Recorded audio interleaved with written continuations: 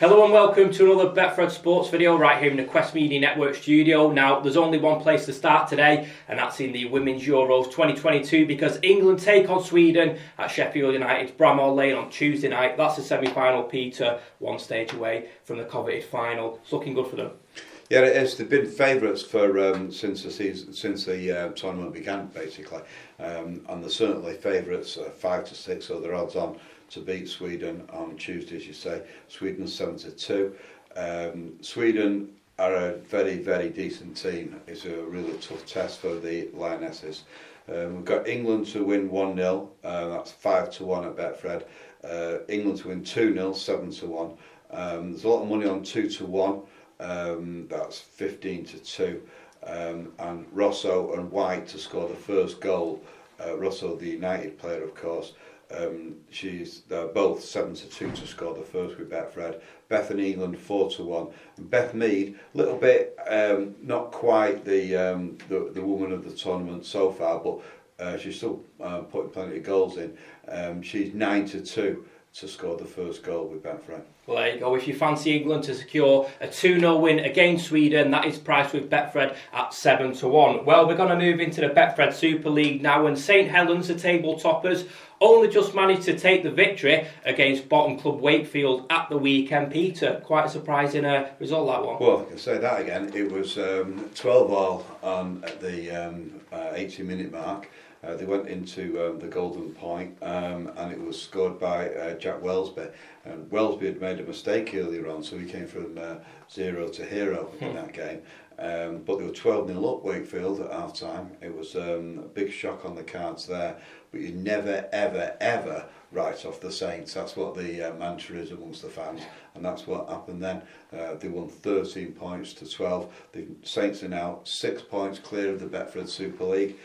6 points at this stage of the season. Only 8 games to go now. The evens to win the grand final. Yeah. Wigan, they had a massive reversal in fortunes against Leeds. They lost 7. And now they're only 7-2 to win the grand final outright. Catalans.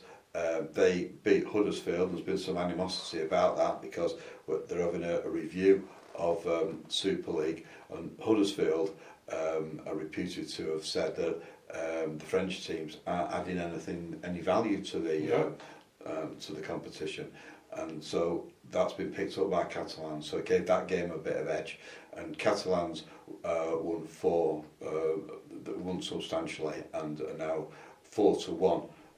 To win the Super League grand final outright. Huddersfield 11-1. Now another big story is Salford, because they were 150-1 before the weekend. We did predict that they could get into that 6th spot, and they have done, with Hull being defeated at Castleford, and now Salford have been cut to 50-1 to win the grand final. So that's a massive change in the fortunes there in the odds. And they're 50-1 with Betfred to win the grand final outright. Brilliant stuff, as Peter just said then. The Salford Red Devils in good form at the moment, and their odds to win the grand final have been slashed from 150-1 to 50-1. We're going to move into some political issues now, because the Conservative leadership debates take place on BBC One this evening. Of course, it's between Rishi Sunak and Liz Truss. They're the two front runners. Peter, what can you tell us about the latest odds? Well, it's reaching the crucial stage in this which becoming a bit of a saga now, because the decision is not going to be announced until September the 5th. But it started off with 9 contenders, you'll remember. Betfred had been taking fortunes on this, and it's down to 2 now. Liz Truss, she's 4-9 now, so odds on to win. Rishi Sunak 7-4. The debate moved from tax issues to immigration issues, and now they're talking about who's the toughest with China ahead of this BBC debate at 9 o'clock tonight.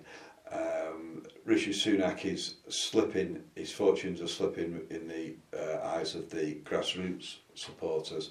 Liz Truss, who's promising more tax cuts, she's 4-9, as I say, to win. So it is looking like it's Liz Truss's to lose now.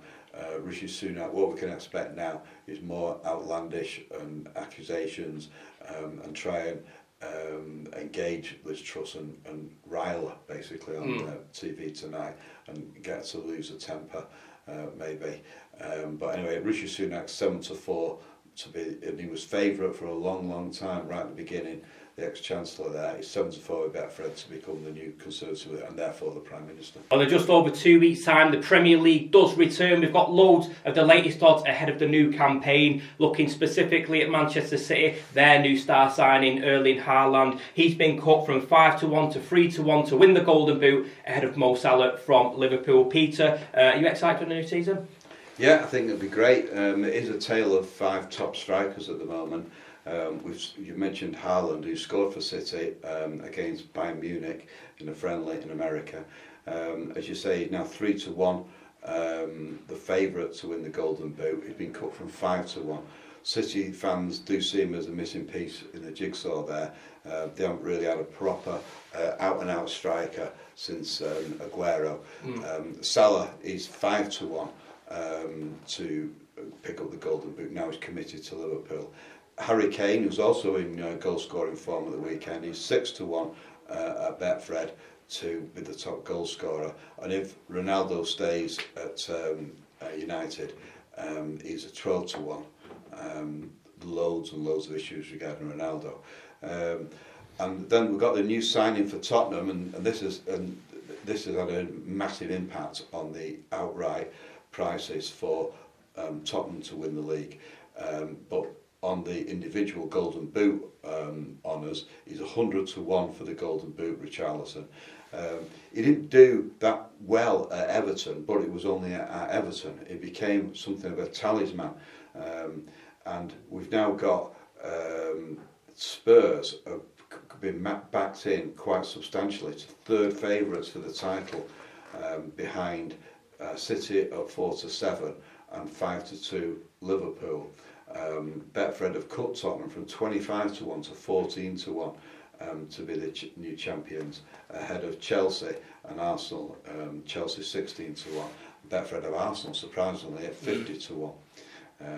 So it is looking like we do think it'll be City for the title again, followed by Liverpool, and then Tottenham coming up in the in third place. But that is quite substantial, the change there on Tottenham. And also City, Pep Guardiola must have decided that he can allow Sterling and Jesus to leave because he's got so much faith in Haaland, and that was justified at the weekend when City beat Bayern Munich. Yeah, absolutely. And if you fancy City to win the Champions League this season, they are now priced at 3-1. But if you fancy them to win the quadruple, I know it's a big ask, they are now priced at 50-1. I mean, the fact is that City at 50-1 for the quad, Liverpool 150 for the quad. So you can see the way we think it's going. More and more dominance from Manchester City. Yeah. And also with Haaland and being Norwegian, Norway haven't played, are not playing in the World Cup. They've not qualified for Qatar. So that means that when all our players are out there in the heat of Qatar mid-season, then he'll be at home resting. So he's going to be really, really strong to step it up when the Real return.